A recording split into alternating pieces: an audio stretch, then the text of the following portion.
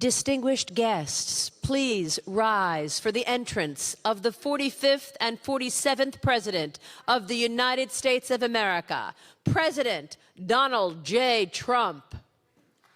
And His Royal Highness, Prince Mohammed ibn Salman ibn Abdulaziz Al Saud, Crown Prince and Prime Minister of the Kingdom of Saudi Arabia. بكم اليوم في واشنطن بعد 6 أشهر من انعقاد منتدى الاستثمار السعودي الأمريكي في الرياض الذي انعقد خلال زيارتكم فخامة الرئيس، حيث وضعنا الأسس لشراكة تقوم على النمو والتنويع الاقتصادي والابتكار، كما وقعنا وثيقة الشراكة الاقتصادية الاستراتيجية بين بلدينا في خطوة تاريخية لترسيخ التعاون الاقتصادي. واليوم يسرنا توقيع اتفاقيات ومشروعات استثمارية جديدة تتضمن قطاعات الدفاع والطاقة والذكاء الاصطناعي والمعادن النادرة والقطاع المالي. We laid the foundations for partnership based on growth, economic diversification, and innovation, and we signed a strategic economic partnership document between our two countries. In a historic step to cement our economic cooperation, today we are delighted to sign investment agreements and projects that include sectors such as defense, energy, AI, rare minerals, and finance. This will contribute to generating huge job opportunities in our two countries and to economic growth. We contribute to strengthening our historical relations and developing investment tracks between our two countries in line with our ambitions. I invite you. And it's great to be here today at the U.S. Saudi Investment Forum. Great group of people. The biggest, you got the biggest in the room. But some of the most talented, maybe most importantly, the word talent, successful and innovative business leaders anywhere on the planet. Whether you have come from near or far, we're delighted to have you invest right here in the hottest country anywhere in the world. Every leader is saying the United States we're the hottest country in the world. We're going to keep it that way too. But this has been, according to those that seem to say it, and I will say it, I would never say a thing like that because I want to be very modest. I always want to be modest as I can. They say this has been the best 9 months that any president has ever had. I'd say that's pretty good, right? But we've had a great 9 months. Now we have to do it more than a few more times. We just have to keep it going. We'll keep it going. I want to thank my friend, a great gentleman, Crown Prince Mohammed of Saudi Arabia, for his bold leadership and deep commitment to the ties between our two countries. Thank you. Thank you. Great gentleman. Yesterday we had a phenomenal visit at the White House celebrating the 80-year bond between the United States and Saudi Arabia. We ended with an unbelievable show last night in a room that was far too small, but the next time you're here, you'll have a much bigger room. It's gonna be much bigger. I made more enemies last night by we had 119 people. That was a record for the room. So they've wanted for 150 years. They've been clamoring for a ballroom at the White House, and we're giving them one. We're giving them 1+, and it'll be something. But you'll be here. You'll be among the first, if not the first, if you'd like. You know, we'll work it out.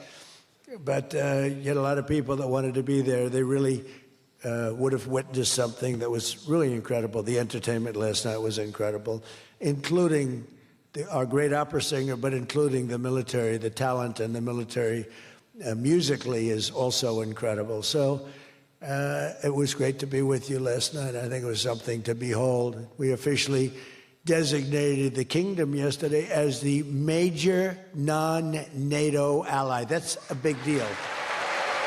It's actually a very big deal.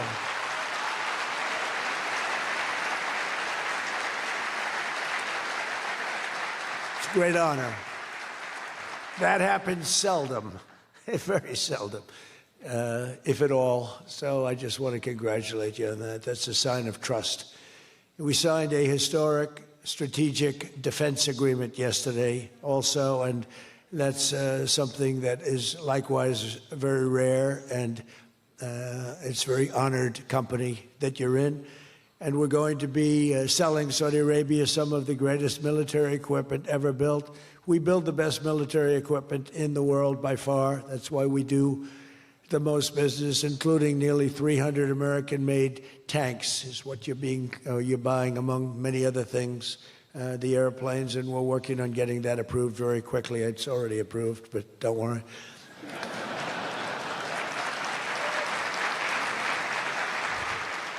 We have to go through a process. The process will take, Elon knows, the process will take about, would you say 24 hours? I think so.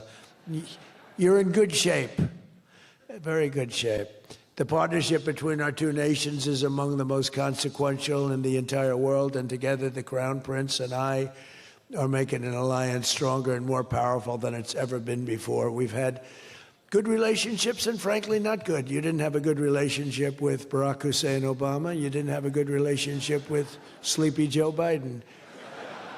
But you had a great relationship with me, and now it's as good as it was, probably even better if you think about it, because we took the dark cloud away from your country. It was called Iran and its nuclear capability, and we obliterated that very quickly and strongly and powerfully. But that was a real cloud over the whole Middle East, and now they want to make a deal. They want to make a deal. They want to see if they can work out a deal with us, and we'll be doing that probably. But that was a terrible cloud that you had to live with for a long time. 22 years they were thinking about doing that, the B-2s. That was even before the B-2s. Those B-2s, what machines they were, they flew in, they were undetectable, and they dropped their payload, and every single bomb hit its exact mark, which was a shaft going deep into the mountain. And every single one of them hit, and it was total obliteration. And then I was criticized by some of the fake news for saying the word obliteration was too strong, perhaps. They had no idea. Nobody saw it. 3 days later, when the Atomic Energy Commission went, they said it was total obliteration, beyond obliteration, they said. But they want to make a deal. We'll see what happens. This week, our countries also signed groundbreaking agreements on civil nuclear energy, critical minerals, and artificial intelligence. And I want to congratulate a lot of the great American leaders, business leaders that are in the room. And you'll do a great job for Saudi Arabia and for a lot of other people in the room that are buying your product, taking your product, and using your product. All of that is in addition to the $600 billion investment in the United States that Saudi Arabia announced during my unforgettable visit there last spring. Well, I said, could you try and get that up to $1 trillion? And yesterday, the Crown Prince announced that the number that they'll be investing in the United States is $1 trillion. So that's really an honor.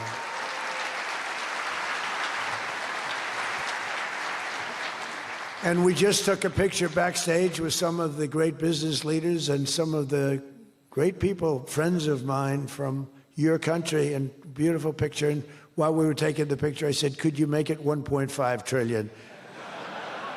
So he's got something to think about. I don't know. We'll get something. I think we'll get something, Scott, right? But many of you in the room are playing a key role in making these projects happen, and we're told that $270 billion in agreements and sales are being signed between dozens of companies, and that's just happening today, $270 billion.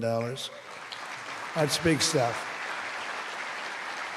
So on behalf of the thousands of American workers who I care about most, I want to thank you for bringing all those jobs and all those great opportunities to America and bringing great wealth to America. We've become a very wealthy country. We have a couple of little things. We're waiting for a decision. We hope that's going to be good, but if it's not, we always find ways, we find ways, but we've done things that nobody thought were possible, and we're taking in trillions and trillions of dollars. Tariffs have been, frankly, the best thing that's ever happened to our country. They've always been used against us, and we never had people that were smart enough to use them in the opposite direction.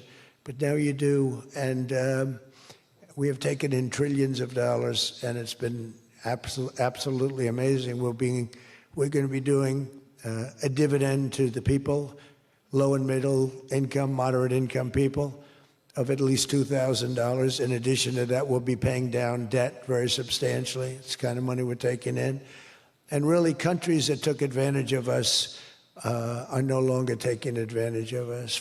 Some of our friends treated us far worse than our enemies. on trade anyway, and we've got that all straightened out. And everybody's happy. They respect us again. You know, it's like one of those things. I think they like us better, and they actually respect us, and it works out much better for us, too. But I especially want to thank our numerous Saudi friends here today, including the ambassador to the United States, a friend of mine, Princess Rima. Thank you very much. Great job. Great representative you have. You sent a good representative. And many distinguished ministers and members of the cabinet, governor of the Public Investment Fund. Where's Yasser? Yasser's here someplace. Sometimes I see him dressed both ways. I don't know. It's cooler that way. I'd dress that way if I could. Yasser's terrific. He's a terrific man, actually. So thank you very much, Yasser. And Secretary Scott Bessent, who's been fantastic. Where's Scott? We're thinking about him for the Fed, but he wants no part of it. He likes being Secretary of the Treasury. I think we'll leave him. So let's cross your name off, right? Officially, right? Remember, you said that. I love the Fed job. To me, it's the easiest job in the world. You play golf for 28, 29 days, then you go and make a little speech, tell everybody, in the case of the current guy, the wrong information because he has no clue. But if you have good instincts, you know, it's all based on instincts. I see they want to hire 3,000 economists, 3,000, to report to the Fed chairman. What are they going to do? Take all this information? 3,000 economists. That's why they're spending $4 billion on renovating a building that should have cost $25 million to do. They should have spent $25 million. They're building a basement into the Potomac River. I could have told them that's very tough to do and it doesn't work and it's very expensive. But they're up to $4 billion headed by this clown. But we have 3,000, think of it. They want to hire 3,000 economists. So they took a poll and they interviewed 71 people. And of the 71 people, 2 people got it right. 2 people. One was a great economist whose name I won't tell you because I don't like him personally, but he is good. And the other one that got it the most right was a man named President Donald J. Trump. Do you believe it? And I didn't have an economist. Well, I had Scott.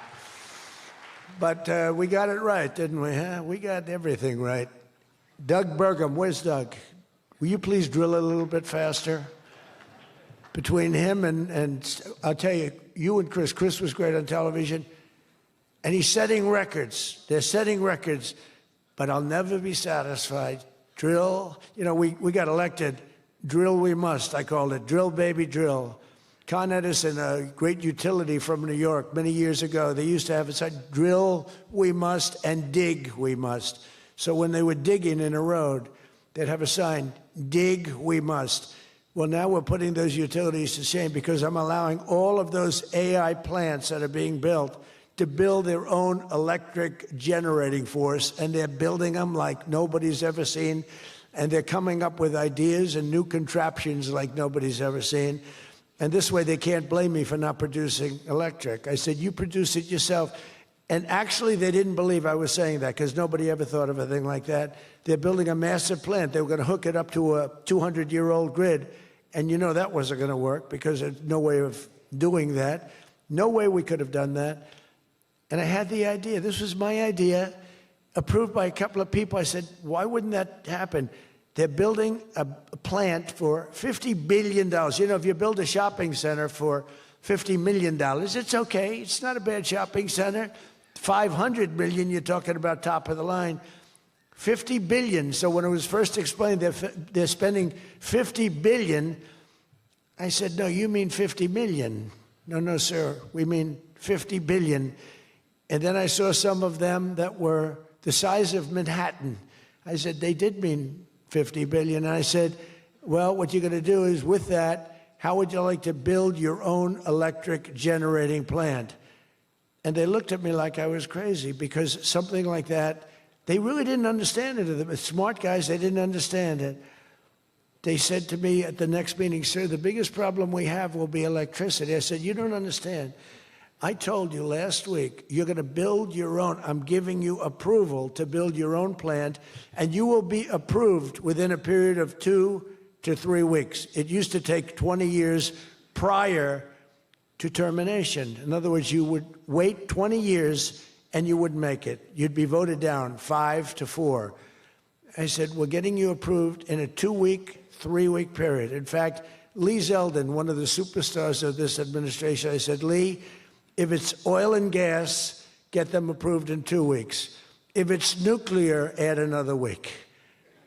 Because some are going nuclear, and they're doing, be careful, they better be careful, but they are going to be careful. They're the greatest people in the world. So now they come back and they actually believed it, and now they're being approved rapidly, and we have things being built, the likes of which nobody's ever seen. We're leading China by a lot in AI.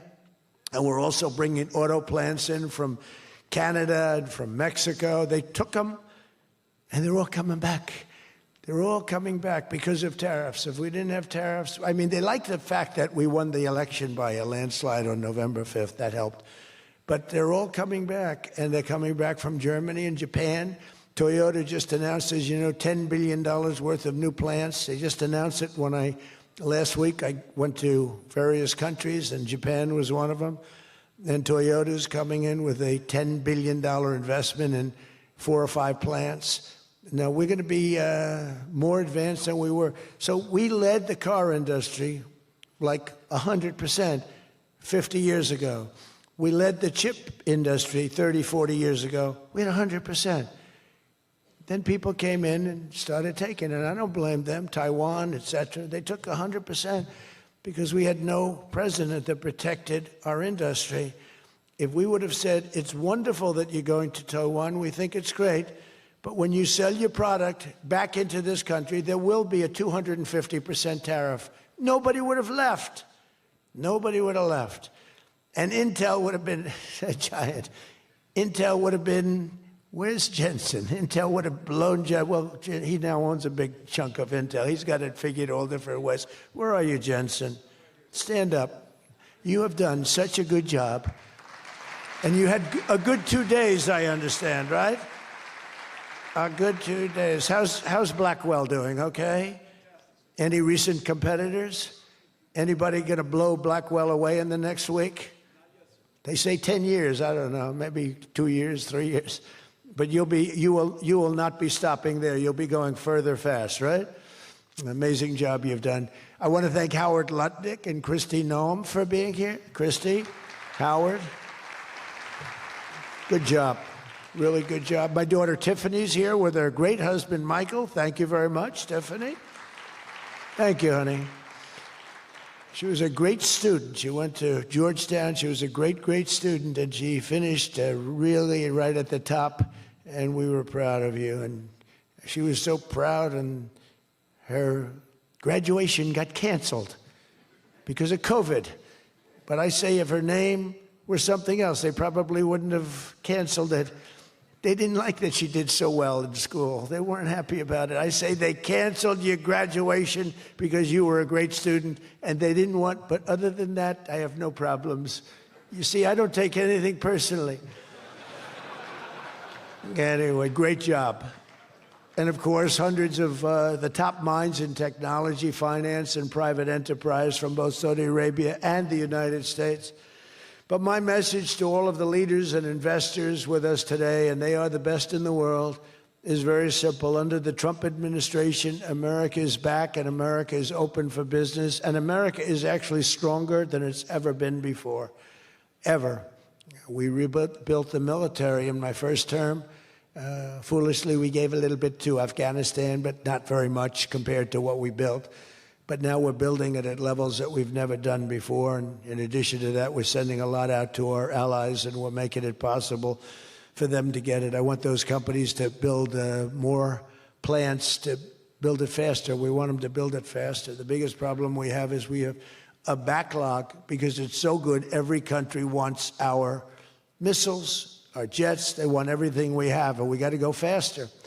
We just have a new plane, the F-47. It won a very strong competition. It's the newest.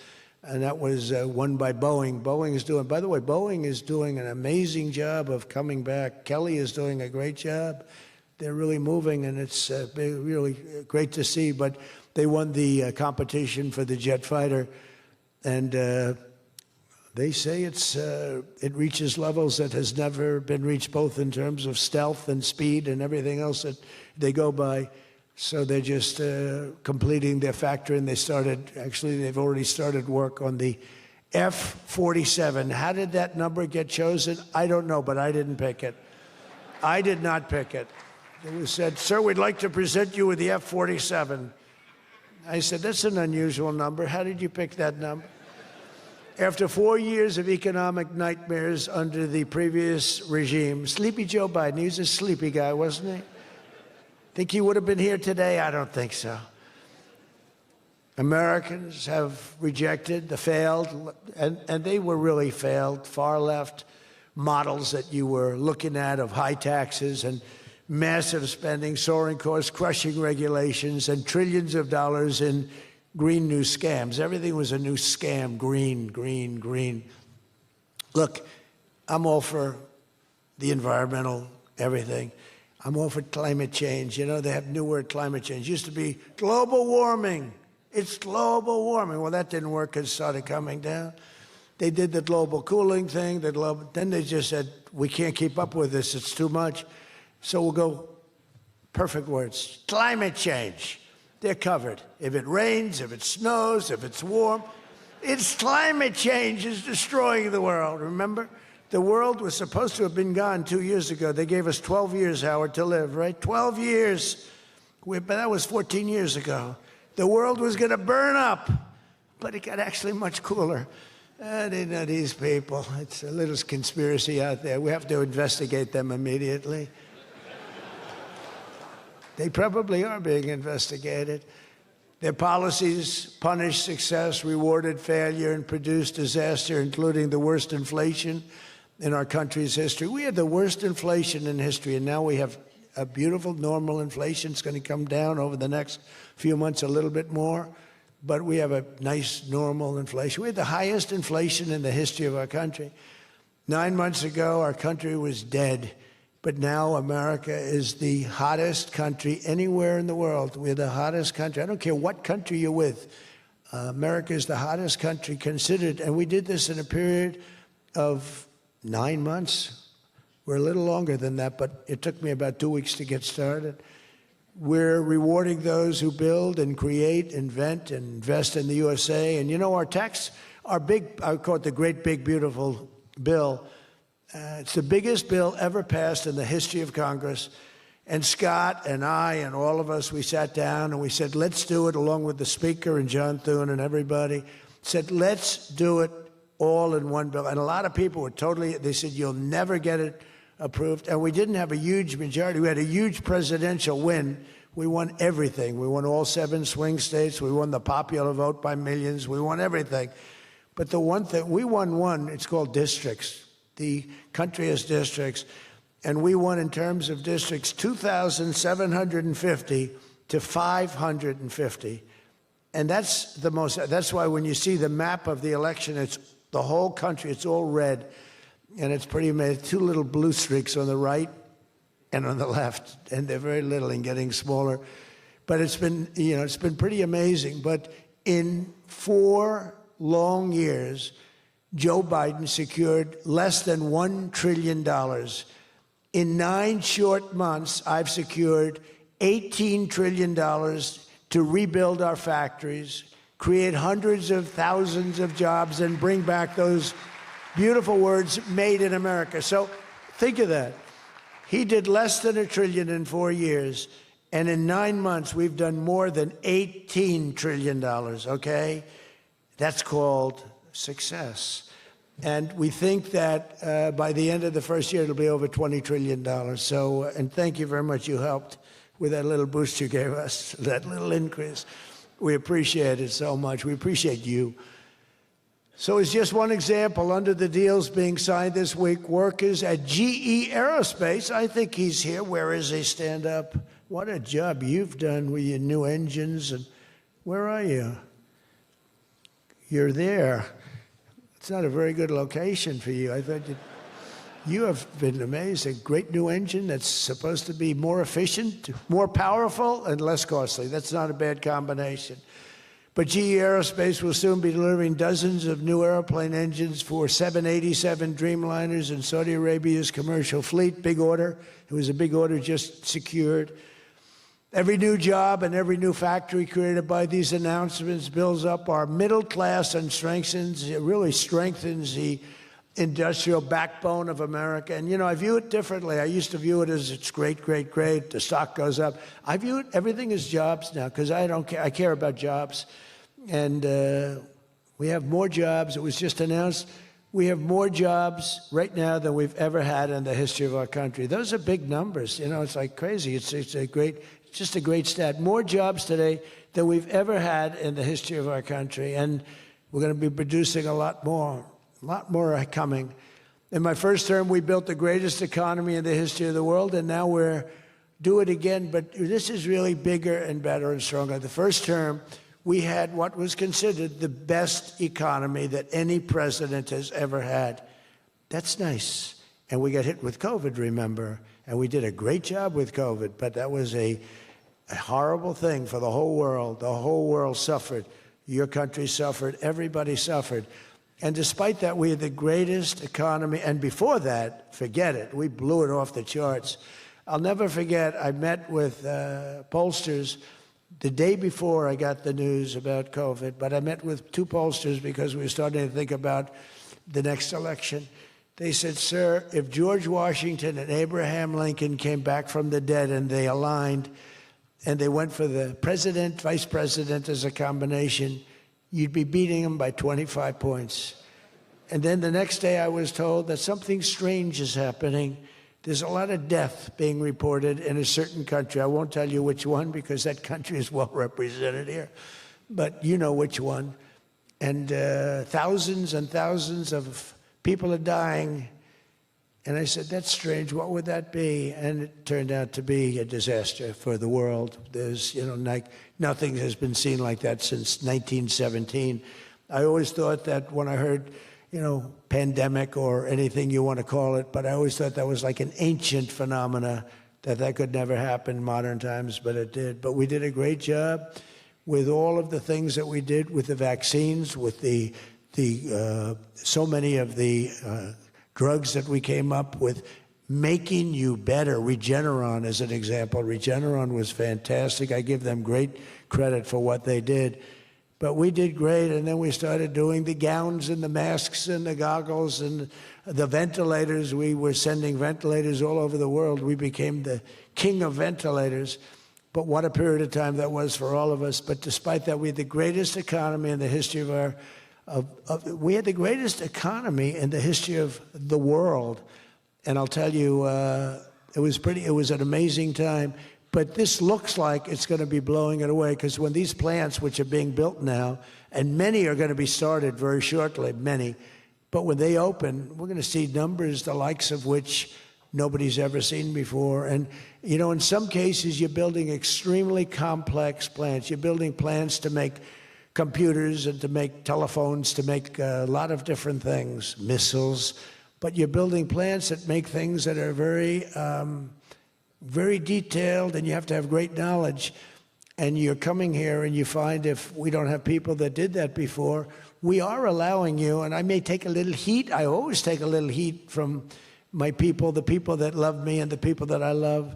They happen to be toward the right of center, toward the right. Sometimes they're way right.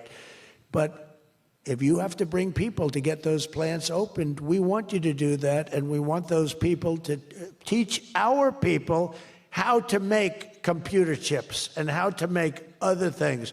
You can't come in, and I'm explaining, you can't come in, open up a massive computer chip factory for billions and billions of dollars like is being done in Arizona, and think you're going to hire people off an unemployment line to run it. They're going to have to bring thousands of people with them, and I'm going to welcome those people. Now, I love my conservative friends. I love MAGA, but this is MAGA. And those people are going to teach our people how to make computer chips, and in a short period of time, our people are going to be doing great, and those people can go home where they probably always want to be. You know, when people are born someplace, they tend to want to go, and we have the greatest country in the world, but they want to go. But they're going to do. We had one case in Georgia where a battery factory, batteries are very dangerous to make. They're complex, much more complex than people understand. And they spent $1 billion to build a factory. And they were told to get out. And I said, stop it. Don't be stupid. And we worked it out. And now they're teaching our people how to do it. But they're going to have to spend, Jensen, I don't think you can open up a big plant with your friend from Taiwan where we're going to have 40 or 50% of the computer chip business I don't think you can do that with people that don't even know what a chip looks like. Do you agree with that? So somehow, you know, the people that are against this are really, really smart. They're unbelievable patriots, but they just don't understand. Our people have to be taught. This is something they've never done. And we're not going to be successful if we don't allow people that invest billions of dollars in plant and equipment to bring a lot of their people from their country to get that plant open, operating, and working. I'm sorry. So my poll numbers just went down, but with smart people, they've gone way up. They've gone way up. And I mean that. So for those of you that are doing the plants, you're going to have all the help you need, and you're going to do a great job. And you're going to teach our people how to do it, and our people are going to be just as good as your people ever were in not such a long period of time. Since the election, the stock market has set, and this is a little more than 9 months, 46 all-time record highs. And the growth is now amazing, and it's lifting up the Americans and American economy like nobody's ever seen before. It's the biggest. There's never been a period of time like this. Wages for hourly workers are rising at the fastest pace in 60 years, and real wages for construction workers are up $2,200 a year, and that's good, and that's spending. They're going to spend. They're going to buy many of the things that you're making. In 9 months, we've lifted over 600,000 Americans off food stamps, and that's happening rapidly. You know, when we had the problem 2 weeks ago on the SNAP, and they talked about all of this, the numbers. So when I left, which was a rigged election, by the way, but that's okay. You know, they used to go crazy. I'd say rigged, nobody complains anymore because now they realize it was, and it's been proven, and it continues to be proven. But when I left, that number was $7 billion. Now it's $47 billion. That's Biden. So if you think about it, if Kamala, who's the same basic thing, grossly incompetent, he was incompetent, they're all incompetent because their policies are incompetent. Open borders, men playing in women's sports, transgender for everybody. I mean, they got the worst policy. I don't talk about it too much because if I talk about it, they might change. So, no, I don't talk about it. I tell people, don't talk about it. Wait till 2 weeks before the election and hit the hell out of them. Right? We talked about that, right, Elon? He said, we wait 2 weeks before. It's almost like you're in a war. Don't shoot yet. Don't shoot. Hold your fire. The enemy's rushing. Hold your fire. Don't shoot. Okay, now you can go. 2 weeks before. But I watched a guy the other day, a congressman, fighting for men playing in women's sports. And the new weightlifting record for a certain weight was just set. The man was 119 pounds higher than a woman champion who was a phenomenal champion. Beat her by 119, and he was an average lifter prior to transitioning. A lot of the Saudis that are sitting here saying, what the hell is he talking about transition? They don't do a lot of transitioning. They're sitting here, the Saudis are saying, what is he talking about? They're saying, what do you mean women are playing against men? No, that doesn't happen, does it? Yeah, it does. These people are crazy. 1.9 million more American-born workers are employed today. Think of that, than when I took office. So we picked up almost 2 million workers, and more Americans are now working, as I said, than at any time in the history of our country. Under Biden, 1 out of every 4 new jobs went to increase the size of the federal government. So in other words, 1 out of 4 was a federal worker. Well, I love our federal workers, but that's not the way you can build a country. It's a short road to a disaster. Under my administration, 100%, think of that, of all new jobs created came out of the private sector. In fact, the federal government, we cut thousands and hundreds of thousands of jobs out of the federal government.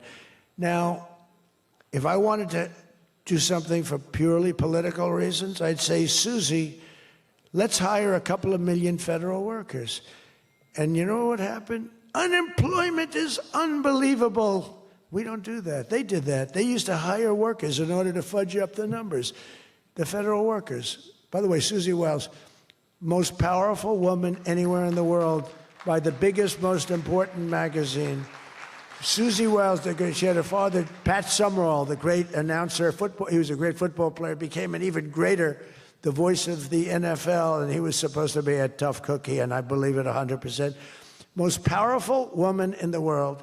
She can take out a country, take out a country with one phone call. That's power. I don't know if I could do that, but she could.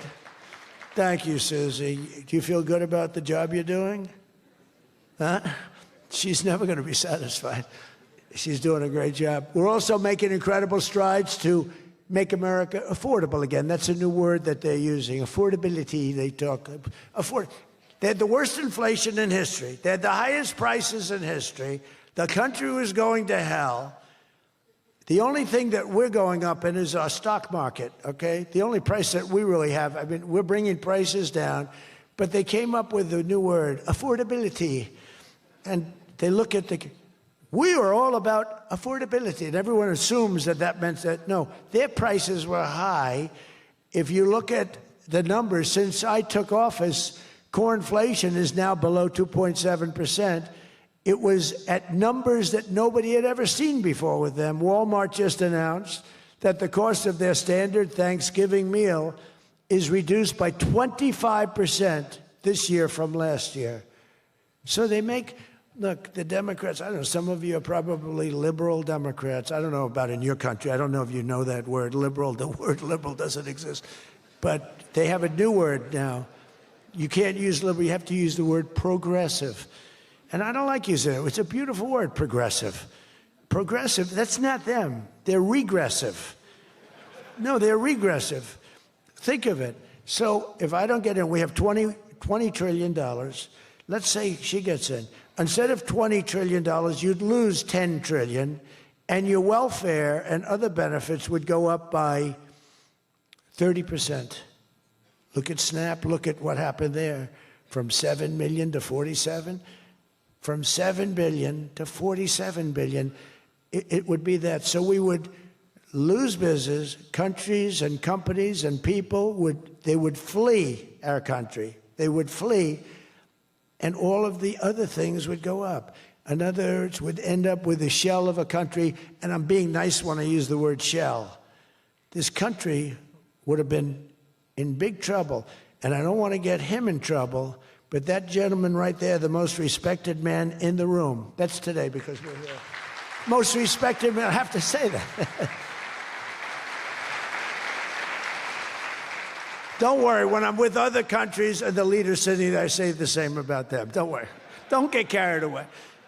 No, the most respected, one of the great leaders, he told me when I was in his country, he said, and I use it all the time. Sometimes I refer to him because I have great respect for him. I figure it sells better. But he said exactly these words. He said, it's amazing what you've done. 1 year ago, your country was dead. And now you've got the hottest country in the world. You were the first one that said that. And I've used your name hundreds of times. I use your name, I say, that king of Saudi Arabia said. But anyway, but it's true. We were a country that was in really bad trouble. We were a country that would have been dead, I believe, within a year or 2 years after the election. We were headed in a very bad direction. And now we're headed in the best direction, I think, that we've ever been headed. According to the USDA, Turkey is down, think of that, 33%. And I'm not talking about the country of Turkey. He's doing fine. Erdogan is doing good. Just want to, I don't want him calling me. I'm not down 33%. He's a friend of ours. We got to take care of our friends. Since March, egg prices are down 86%. Think of 86%. Many other prices are down in a similar number.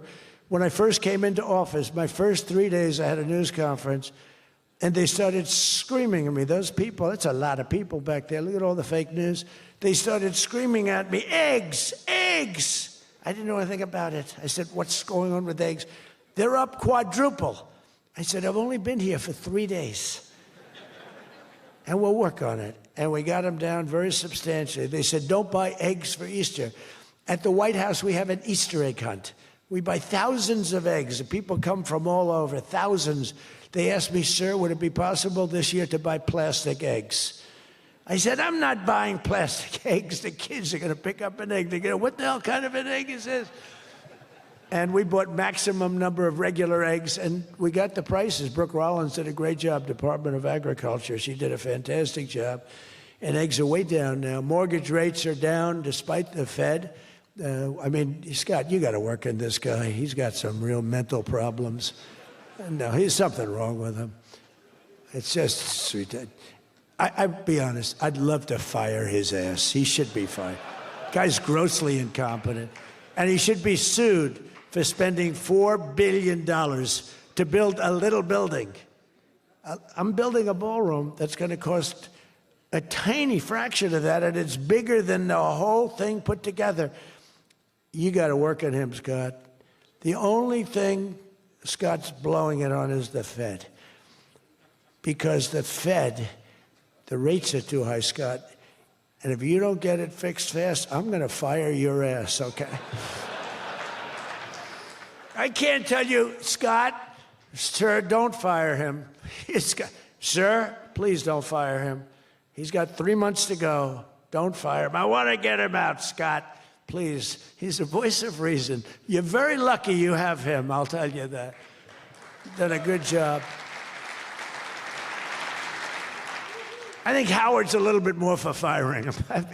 Right, Howard? I think Howard would say, get him the hell out of there.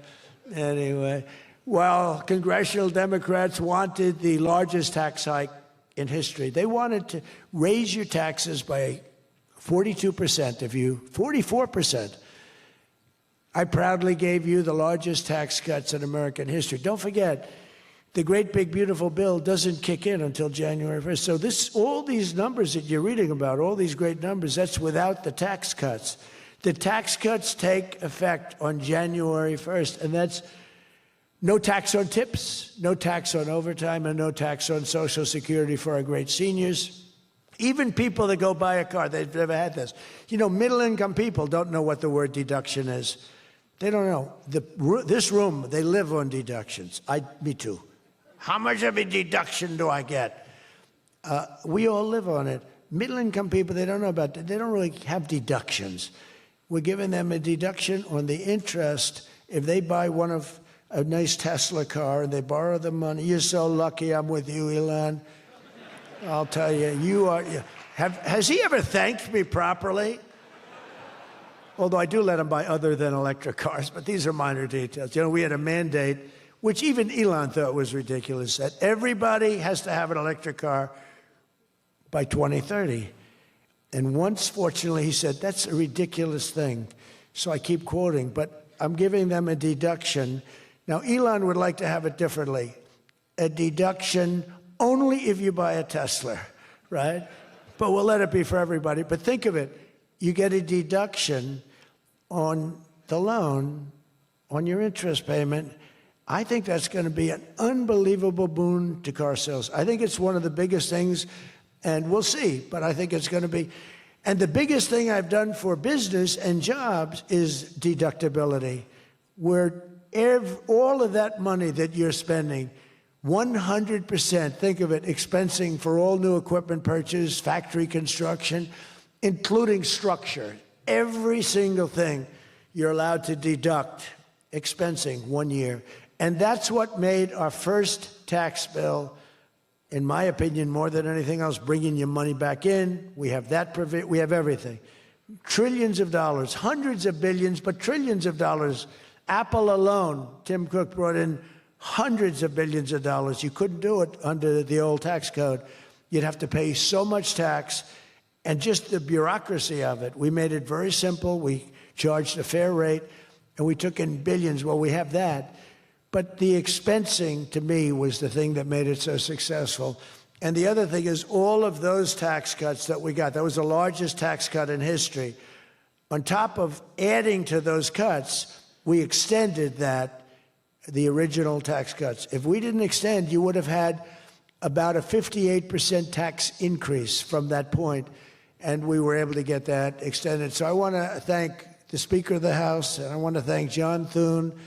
And a lot of people thought that bill, because we put everything into that one, we took 4 years' worth of things, and we put them into the great, big, beautiful bill. And we got it passed. It was close, like about a quarter of a vote. It was on fumes. We thought for a couple of moments we were not going to be able to get it. Then we would have had to have it in 9 or 12 or 14 different bills. And I don't think we would have gotten many of them approved. We would have gotten some easily approved, but some we would have gotten no votes on. By putting it all together, we got everything. And it was a great job, and I think someday it's going to be appreciated. But among other things, it's the biggest tax cut in history for people and for businesses. So just enjoy it, and think of me every once in a while when you're hiring new people and making a lot of money. You just think about us. But I'm cutting a record number of job-killing regulations. That's the other thing. And I've already slashed more than $1 trillion worth of regulations this year. My last term, I gave the largest regulation cut in history, and now we're doing it again. In fact, for every new regulation, they're mandated to cut 10. And so far, it's for every new regulation, they've cut 30. So they have the idea. And very importantly, we stopped Joe Biden's radical crusade to kill oil and natural gas. Somehow, I don't think Saudi Arabia would have liked me too much if we had decided to kill oil and natural gas. There's nothing like it. It works. Windmills don't work. Other things, I don't want to get into it too much, but they don't work.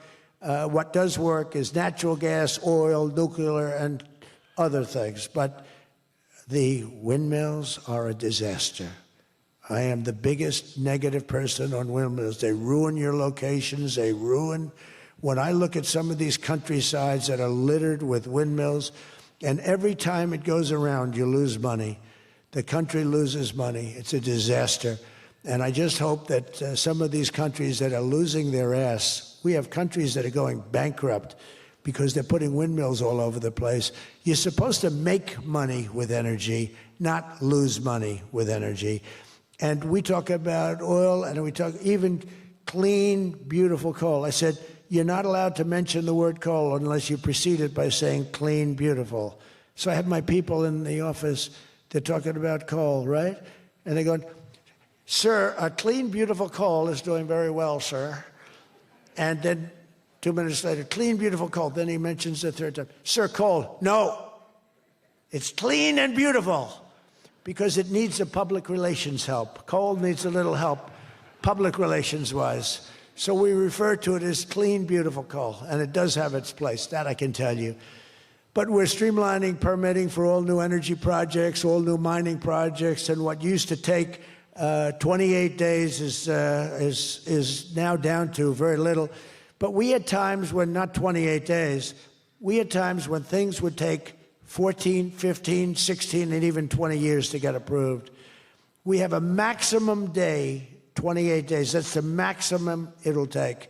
It'll never take more. You can come in with $1 trillion factory. You can come in with what it takes, a maximum of. You don't have to go years and years and years, be abused by bureaucracy. If you build a plant now, you're going to have your plant done within 28 days. And a lot of you are all, because I see everyone shaking their head, you're all agreeing. We're getting you approved by very smart people quickly. You know, when you used to walk in with plans done by the best engineers in the world, thousands of pages, and drop them on some guy who's been there for 28 years approving environmental impact statements, and he's looking at pages that he's never seen, and he's supposed to approve it. He has no idea what the hell is in those pages. So we know what we're doing. We're going to get maximum is 28 days. That's why we have so much under construction, and people can't believe it. They can't believe it. And again, remember what I said, most important thing, you're building your own electric plant. You're really becoming a utility in addition to doing what you're doing. But you're building all of the excess, all of that energy, all of that electricity is being built. And your excess electricity, you can sell back to the federal grid. So we even make it there. Under the deals being signed this week, the world's two leading energy superpowers, America and Saudi Arabia, are partnering on energy like we've never partnered before. American Saudi companies represented here today are joining on liquefied natural gas, infrastructure, constructions, and making both of our energy sections, our sectors are becoming so strong. Just a quick story. In Louisiana, when I first time I got there were two massive LNG plants. One was under review for 14 years and was being rejected. The other one was for 18 years. The people of Louisiana, Doug, you know exactly what I'm talking about. And one was $20 billion, one was $24 billion, like the biggest things, like 3 Empire State Buildings lying on its side. It was massive. And I said, whatever happened with those plants? Well, sir, they're under review. How long has it been? 14 years and 17 years. And they had given up. Massive investments were being made by other countries and the richest people. They couldn't get them approved. I got myself involved. Right, Doug? The first one, I got approved in 1 day. The second one, I got a little cocky. I took my time. It took me 1 week. And they're both operating today, and they're tremendously successful. I got one, think of it. After 14 years, I was in office. I got involved. I got it done in 1 day. And it's been a tremendous success and made a lot of money for our country and for a lot of other people. And the other one took 1 week to get done. That one was under review, I think, for 14 or 15 years, both of them. So I'm very proud of that, actually. I also proudly ended the ridiculous Biden-era restrictions on artificial intelligence, and we will work closely with friends and partners like those in this room to build the largest, most powerful, most innovative AI ecosystem in the world, and we are going to work it so that you'll have a one approval process, not have to go through 50 states in the United States. You know, you can't go through 50 states. You have to get one approval. 50 states is a disaster because you have one woke state and you have to do all woke. You'll be back into the woke business. We don't have woke anymore in this country. It's virtually illegal. But you'll have a couple of wokesters, and we don't want to do that. We want to get the AI done, and I'm working with David. David's done a fantastic job. If he's here, I think he is. He is. Thank you. David's done a fantastic job. But we want one approval, one, and hopefully you have the right guy in the federal government. Hopefully you have the right president, but you have one approval, one approving body, not 50, not, hundreds of people all over the country looking at what you're doing. And basically you're forced to take the worst and the most onerous, right, Jensen? Are you happy with that, Jensen? Thank you. If Jensen's happy, I'm happy. But what's very important, we have to do that. And we have a couple of very good, very well-meaning senators that think every state should have a right to approve. We're not going to do that because that will not allow you to do what we have to do. And we'll get that straightened out. Together, the United States and Saudi Arabia are unleashing really the most incredible new prosperity together. And we're also making history and forging peace. And I've settled 8 raging conflicts, 8 wars. I've settled 8 wars. I have 1 to go. You know what that one is. I thought that was going to be my easy one because I have a good relationship with President Putin, but I'm a little disappointed in President Putin right now. He knows that. I thought that was going to be the easy one. I settled 1 war, 36 years. I got it done in 1 day. I had another one, 32 years, millions of people killed. Even Congo and the Rwanda, they had 10 million people killed. It was out of control. I got that settled.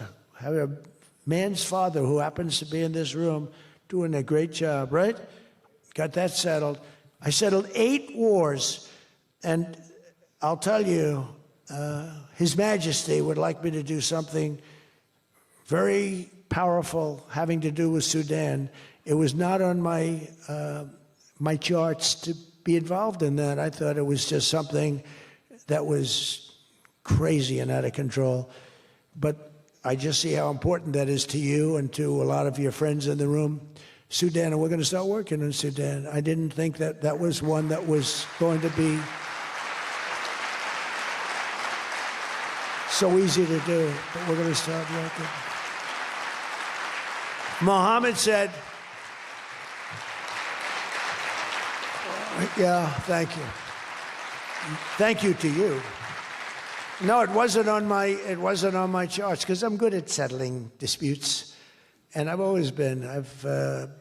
I've done very well with that over the years, even before this. But you know, I was talking about the different wars, and it's look, India, Pakistan, they were going to go at it, nuclear weapons. I said, that's okay, you can go at it, but I'm putting a 350% tariff on each country. No more trade with the United States. No, you can't do that. I said, I'm going to do it. Come back to me and I'll take it down. But I'm not going to have you guys shooting nuclear weapons at each other, killing millions of people, and having the nuclear dust floating over Los Angeles. I'm not going to do it. They said, we don't like that. I said, I don't care if you like it or not. So I was all set. I told Scott, 350% tariff to settle that war. If you don't, we'll make a nice trade deal. They were in the midst of a deal. Now, no other president would have done that. Another guy would have, like Joe Biden, doesn't even know what countries we're talking about. He wouldn't have any idea. There'd be no tariffs, no nothing. Just the whole world would go to hell. But no, I used tariffs to settle all these wars. Not all of them. 5 of the 8 were settled because of the economy, because of trade, because of tariffs. So I did this. But, and then, I'll tell you what, the Prime Minister of Pakistan called me. Thank you very much. He actually said, I saved millions, and he said it in front of Susie. He said, President Trump saved millions and millions of lives. He doesn't even know that, but he saved millions of lives, and he talks about it. And I got a call from Prime Minister Modi saying, we're done. I said, you're done with what? We're not going to go to war. I said, thank you very much. Let's make a deal. But I saved a lot of people, millions of people, on many other wars. Azerbaijan, you know what was happening there? I settled that. That was going on for many, many years. Actually, Putin called me. He said, I can't believe you got that one settled. We've been trying to settle that one for a long time. I said, don't worry about that. Just let me settle your frickin' war, okay? You don't have to help me. I don't need any help. I need help with your war. And it'll get done. But working with the Crown Prince was amazing because he mentioned Sudan yesterday. And he said, sir, you're talking about a lot of wars, but there's a place on earth called Sudan. And it's horrible what's happening. And I viewed it as being just sort of a freelance, no government, no this, no that. And he explained the whole culture and the whole history. And it was very interesting to hear. Really amazing, actually, to hear. And, you know, we've already started working on that, okay? He said that would be the greatest thing you can do. That would be greater than what you've already done. That was your expression. Is that a correct expression? Pretty good. So we're working on that. We started about 30 minutes after you explained to us the great importance of that. I view it differently now than I did just a day ago. But we also... as you know, we had a historic ceasefire. We ended the war in Gaza. And 2 days ago, incredibly, the United Nations Security Council backed the Trump peace plan. And we have a great peace plan. We have peace in the Middle East. This is a strong peace, too. They say, oh, it's tentative. It's not. This is a very strong peace. We have 59 countries signed on. And when there's problems, I'm getting calls from countries. They want to go in and lead the fight to solve the problem if we have any problems. But right now, it's looking very good and endorsed. They endorsed the United Nations, what's called the Board of Peace, chaired by a person called Donald J. Trump. I accepted the chairmanship. They asked me to be chairman. That's what I needed. It's just a little more work. But it's a great honor. That'll be the greatest board ever assembled. When you see this board will blow every board away. And I believe we're going to be lucky enough to have the Crown Prince be a very distinguished member of the board. But we're going to have the heads of the Board of Peace. And I think it will go long beyond Gaza and the Middle East. I can see that going long beyond. There'll never be anything like this in terms of, I know you all have wonderful boards, but this is going to blow it away. It's going to blow them all away. And it's going to do some really good. So in the coming months, the Crown Prince and I are going to ensure that the ceasefire and everything else that's going on that's so positive in the Middle East, hard to believe. I mean, I've grown up, peace in the Middle East. I used to have peace, peace, peace in the Middle East, but never happened. We have peace in the Middle East. It's an amazing thing. Nobody thought, 3,000 years they talked. Nobody thought it would happen. In just 9 months, our administration has achieved more than most other administrations achieve in 8 years. And we're leading again in just every country. We want to win. We want to win for you. We want to win for ourselves. We want to help our allies. We want to change our enemies. We want to change our enemies. I'm being nice when I say it that way, but we want to change them. And if they don't change, we're going to be nasty. But hopefully we're not going to have to be nasty. But we want the world to prosper. We want the world to be safe. Our alliances are flourishing like they haven't before. And, you know, they're respecting America again. They didn't respect us. We were like a bunch of stupid people. We had a president that couldn't get up and talk, couldn't walk up a flight of stairs. We had people that didn't know what the hell they were doing. We were an embarrassment all over the world. But now we have people that are respected at levels that we've never seen before. So I just want to tell you that this is a group that I respect. I read every single name of every single person sitting in each and every seat. And I either know you or I know of you. This is an amazing group of people. And it really is headed by that gentleman sitting right smack center with 2 seats in between him. He wants plenty of room. And he's going to be the king of Saudi Arabia right now. He's the most distinguished gentleman. He's my friend. And thank you very much for what you've done for us, and we will always be with you. Thank you, Mohammed. I appreciate it. Thank you, everybody. Thank you very much. Thank you.